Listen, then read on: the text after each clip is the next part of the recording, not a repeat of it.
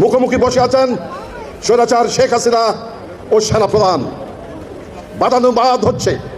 সেনাপ্রধান বলে দিলেন, মাননীয় প্রধানমন্ত্রী, আপনার আজকে অন্তিম দিন, আপনি পদত্যাগ করে দেশ গণতন্ত্রের হাতে তুলে দিন। শেখ হাসিনা বললেন, না, আমি দেব না, আমি ফাদার অফ দ্য নেশনের কন্যা, আমার বাবা এদেশ স্বাধীন করেছে, আপনি গুলি চালান। সেনাপ্রধান বললেন, মাননীয় প্রধানমন্ত্রী, আপনি দেশে এখন কি হচ্ছে আপনি জানেন না, আপনি চার দেওয়ালের মধ্যে অন্তরীণ, আসুন দেখি দেশে কি হচ্ছে। সেনাপ্রধানের নির্দেশে গণভবনের ওয়াল স্ক্রিনে টেলিভিশনের পর্দা ফুটে উঠল।